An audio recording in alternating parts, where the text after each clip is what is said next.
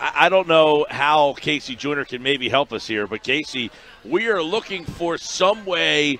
Maybe we're not. I don't know that we want to, but we're looking for a way or something that would concern Eagles fans about this Jets team this weekend. Can you find something that you could find that Eagle fans should be worried about? Not much, to be honest. I mean, Le'Veon Bell, the way they're using him as running back and receiver, I don't think the Eagles have seen a player with that type of versatility and elite versatility to go along with it. But that's about it. Everything else I'm seeing about this matchup is just, other than overconfidence, that the Eagles can go into the game, and if you're overconfident, if you Mike Tomlin this game, that would be the thing I'd be most worried about. Now, I mean, if Darnold was playing, would that change anything? When we know the Eagles' secondary's banged up, we know that's a problem, that they're going to be down to really, a couple of Orlando Scandrick off the street's going to get a lot of snaps. Sidney Jones playing with the hamstring problem. Craig James is probably going to get a lot of snaps. They added Ryan Frazier today. Is that something that if Ryan Lewis, excuse me, if Darnold was playing, would that be more of a concern, or does that not matter? If he was playing like he did in the last quarter of last year, where, if memory serves correct, he led the league in the last 4 weeks of the season in total QBR. If Sam Darnold showed up, yeah, but the one who's just getting over mono, that wouldn't concern me as much. Having said that, Bill Parcells used to say when he was coaching in college, especially, he did this, that if he had a team where there was a talent deficit, where he knew he was facing a team that was more talented than his team, he would try to turn the game into a shootout, because he knew shootouts are 50-50 propositions. And I've mentioned before many times a study I did a few years ago that even looked at the best offenses in NFL history, and those offenses, when they got into shootout games, won about 60% of their games. If you took a couple of the teams out, it was just over 50%. So it is true that if you can get into a shootout, you can turn it into a 50-50 proposition. And the problems in the secondary could make the Jets say, we're going to let Falk throw the ball a ton and see if we can take advantage of it. So that would be, I guess, one place you'd say they could be a concern. When you look at the Jets' defense, they're not awful. So where do you think the Eagles should attack this Jets' defense to not make it their defense keeping them in the game type of thing? I try and stay away from Brian Poole, who, if you heard the cornerback metrics on Pro Football Reference, he's allowing 6.4 yards per attempt. That's a really good number. But I look at the other cornerbacks. I look at Tremaine Johnson allowing 11.9 yards per attempt.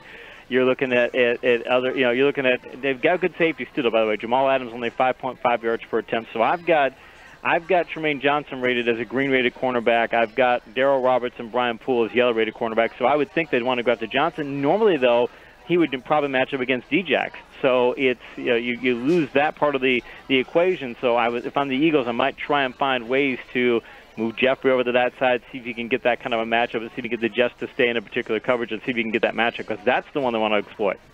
I do want to get your take on what you've seen from Carson Wentz. He was Pro Football's Focus #1 rated quarterback, and that takes into account the drops. They add those drops in as completed passes, and with those, they think he's playing better than everybody else in the league. Are you seeing that as well?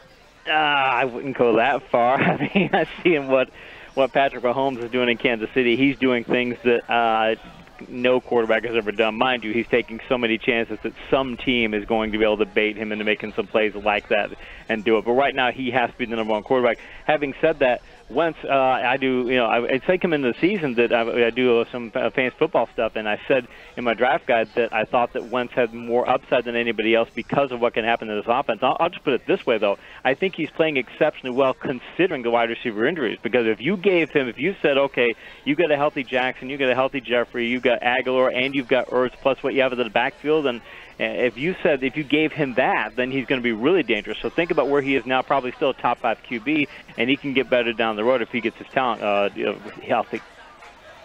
KC Joyner, all right, Eagles and Jets. It's on our air, of course, Sunday. Listen to it, starting with the pregame at 8 in the locker room with Billy, and of course, Tony Bruno has the countdown to kickoff at 10. Merrill and Mike call the action starting at 1. All right, Week 5 got underway last night. KC Joyner, let's break that down. We'll look at the Week 5 schedule. Seattle wins 30-29, a missed kick in the end, but what a fun game, back and forth. Goff almost goes for 400 yards. It's not enough, though. It's not, and the Rams still need to. They're not getting the most out of all of their talent, and I think that their defense is playing. Their defense has some problems. We talked about last week that their defense has making coverage errors, and just not playing disciplined. And you can't play undisciplined football against a team like Seattle that has the kind of big play players they do, and the Rams have a lot of matchups like that. So they better get that defense wrapped up, or they'll be getting in 50-50 shootout games a lot. All right, Arizona, Cincinnati. I don't know even if the fans of these teams want to win this game. I mean, Cincinnati looked awful last week.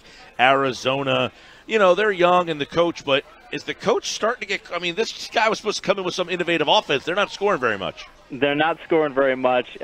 Still, their offensive development, Murray's making progress, so it's not – I wouldn't be worried there, but Arizona has a horrible defense. So this is going to be they talk about the immovable object and the unstoppable force. This is the stoppable force and the movable object, between the Arizona defense being a movable object and the stoppable force being Cincinnati's awful offensive line. So I think whoever wins that battle probably wins the game, and I'll give Arizona credit for being able to win that battle with their front seven. Just go Gorilla Monsoon on me. You can't get that one past me there, KC Joyner.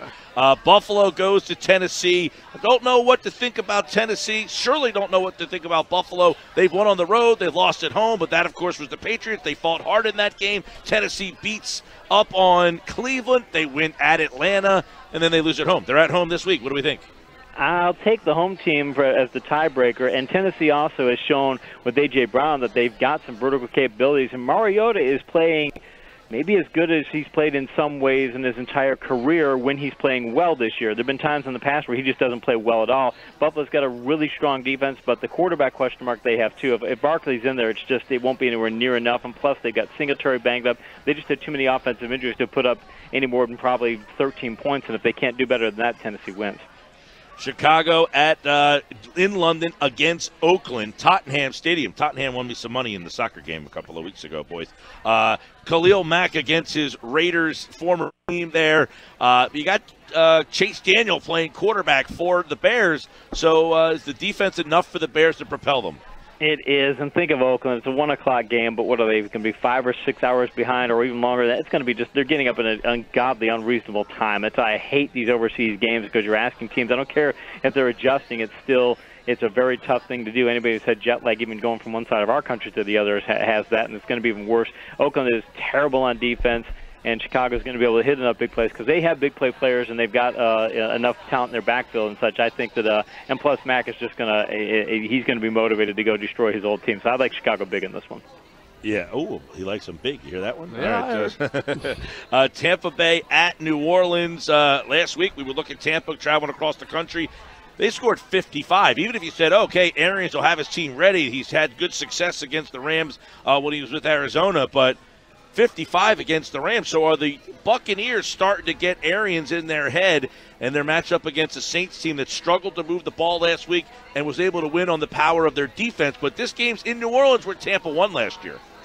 Chris Godwin's going to play, it looks like. So now you're going to have Evans and Godwin. You're going to have the 1-2 punch for the vertical game. And, hey, Bruce Arians and Jameis Winston and those guys for vertical passing, they're going to try and turn this game into a high-scoring contest. It's going to be interesting because New Orleans wants to keep the game not in a high-scoring contest. So it's a matter of who wins that particular type of battle. I think the key, though, is going to be Winston still taking a lot of chances, and the New Orleans defense is motivated. They can play exceptionally well, and I think they can get 2 or 3 picks off of Winston. I think New Orleans wins because of that. Minnesota goes to New York. We saw that Minnesota likes to run the ball, and obviously it's been a point of contention from some of their receivers out there. Giants have been playing much better, but Giants' defense still isn't very good. They just happen to play the Redskins. They scored a lot of points, gave up a lot against Tampa, so not sure if the Giants are all the way believable yet, but Minnesota, are they going to continue to try to run the ball against this porous Giants defense? I think that there's something with Zimmer that he just doesn't trust quarterbacks. It doesn't matter who you give me. I had Case Keenum, and Case Keenum played some of the best football of his career, and they still were like, we don't want you to throw passes. We don't want you to take chances downfield. Same thing with Cousins, and Cousins not a great quarterback, but Cousins had very good vertical numbers and stretch vertical numbers when he was in Washington. It's not like he can't throw vertical passes. He can, and they should be going Stephon Diggs versus DeAndre Baker in coverage. They ought to go for that because DeAndre Baker's a green-rated quarterback, and they ought to be throwing Stephon Diggs 10 or 12 passes. I don't think they will. And the Giants showed last week that they can operate their offense, and plus they get Golden Tate back this week. I think the Giants are actually going to pull the upset. Are the people figuring out Lamar Jackson in this offense here? They got smoked last week against Cleveland. Now they got to travel to Pittsburgh. Pittsburgh coming off of a win. Their defense played really well, but that was a poor Bengals offensive line. Rudolph seems to be getting his feet under him. An old AFC North rivalry here, Baltimore and Pittsburgh. Marquise Brown's going to have Joe Hayden in coverage. Joe Hayden is playing shutdown. Steven Nelson's also playing really well in coverage. I think they're going to be able to keep the vertical game in check, and I think you are right that people are starting to figure out things to take away from Jackson. And when they take away those things from Jackson, the Baltimore offense isn't the same. My problem with Pittsburgh is that they're still a dink-and-dunk offense, and they're not hitting the vertical passes like they should. But as much as Baltimore's secondary has been struggling, I think they're going to be able to hit enough big passes to pull up a very close win. All right, let's go to New England and Washington. All sorts of problems with Washington. We actually talked whether Gruden would make it if they lost this game, specifically if they get blown out in this game. It's a big spread, New England on the road, but Washington doesn't seem to be too interested in most of their games. They had some big leads early against the Eagles. In Week 2, they had a big lead, and they coughed them all up. So New England at Washington seems like a mismatch. Josh Gordon has a fantastic matchup against Josh Norman, who's playing terrible this year. I've got him as a Green Raider cornerback. I think they're going to get him involved. Washington has a Green Raider run defense. I think that New England's going to pound the ball a ton. This is one of those games I think you get it exactly right, where you've seen it many times in NFL history, where a team is coach is on the hot seat, then he goes out and loses the game 43-7 or something and gets fired. That's what this game should be. I think the Patriots should absolutely destroy Washington. If it happens, I wouldn't be surprised if Gruden gets canned on Monday. Wow. Remember, Joe Philbin lasted 4 weeks with the Dolphins a couple of years ago. We were talking about earlier guys who got fired early in the season. Joe Philbin was a guy that I found that got fired pretty early in an NFL season. So they can't break the record? Nope, not yet. Why are you in the game if you can't break the record? That's right. Jacksonville's going to Carolina. Backup quarterbacks Minshew and Allen. They both won on the road last week. So this was, what year did these two teams come around? Like 1992 or something like that. Now they face off against each other with, both 500 teams here. So should be an interesting one to find out which of these teams can get over 500. It really should be. There might not be a more even matchup this week, even with accounting for the fact that it's in Carolina, because I think that Minshew's a little better quarterback than Allen. It's a really close call. I think that, Jackson was able to run the ball last week, but frankly, if Willie Parks just goes ahead and makes the tackle, or he missed the tackle on the big run by Fournette last week, I think it's only a 20-yard gain. I think it changes the whole contest. So I think Jacksonville's closer to being a bad team than Carolina is. I'll take Carolina in a very close one, but this is a real toss-up. Now, Jacksonville and Carolina were both surprise winners last week. Atlanta and Houston were both surprise losers last week. They face off in Houston. Atlanta loses at home. Now they're going to travel on the road. They haven't been a good road team historically, but Houston lost the game at home last week. So this one has a lot of big implications, especially for Atlanta. They lose their 1-4. These offenses have been really, really struggling, too. Even it's funny because Matt Ryan will have – a couple weeks ago, he had that terrible first half, and he comes back in the second half and do fantasy football, too, and fantasy managers were pulling their hair out at halftime. I got a Twitter note from somebody saying, my God, team's going to lose. And then I said, be careful, second for like 20 points. So Atlanta can do things in bursts, but I think Houston is a more complete team at the moment, and I still think Atlanta, their pass block has not been that good, and I don't like their coverage matchups. Ridley's been struggling, and I just think that Houston's got a little bit of an edge in a couple of those areas, and Houston's got a red-rated run defense too. So when you add that in, that's just enough of an edge to get them the win. Denver going to the Chargers, and of course Denver hasn't won yet either. There's a lot of whispers about Elway's future in Denver, and the Chargers. Many people thought they were a possible Super Bowl team. They haven't looked like it, but is there any signs that they could be getting there, possibly against with Denver helping them this week? Yeah, with Gordon coming back, although the head coach says that Gordon's not going to treat him like a bell cow. He doesn't have to, because if he's got Gordon and Eckler and Justin Jackson missed last week with a calf injury. If Jackson's back, that might be the best trio of running backs in the NFL, where you can just go 1, 2, 3 and get in solid production. And Denver has that terrible run defense. Again, if Parks makes that tackle, maybe Fournette only gets 130, but still their run defense has been just atrocious this year. And I don't even trust their coverage that much. Chris Harris has played fairly well, but I think that they've got some coverage issues too. But I think that the Chargers going to be able to. Chargers don't run for 200 yards or close to it. I'd be really surprised. I think they win that pretty handily. Well, I think if you look at Dallas, if they beat Green Bay, it's because they ran for a lot of yards. Green Bay's defense couldn't stop the Eagles on the ground. How do they hold up against Dallas on the ground? They're not going to hold up very well at all. I've done some run defense grading, and they're not grading out well. And Dallas's run blocking has been really strong. And now they've got Zeke and Pollard. So if they want to give Pollard 10 carries, if they need to run the ball that much, they didn't have to wear Zeke out. And if I'm them, I don't really want to test things in coverage.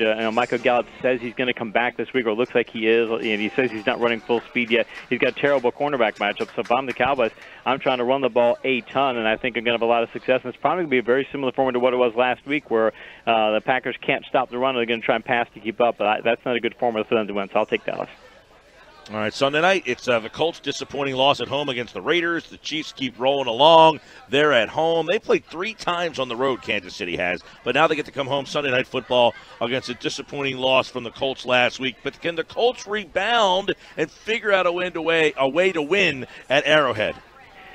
It's interesting for the Colts because going into the matchup, I look at the run defense. I grade Kansas City as having a green rated run defense, so you'd think that'd be what they'd want to do, but Mac's been banged up, and Hines and Wilkins can run, but he's not a breakaway guy, and Hines is more of a pass-catching back, so if all went well, they should be able to attack the run defense with those 3. Having said that, Kansas City has shown, last week, Patrick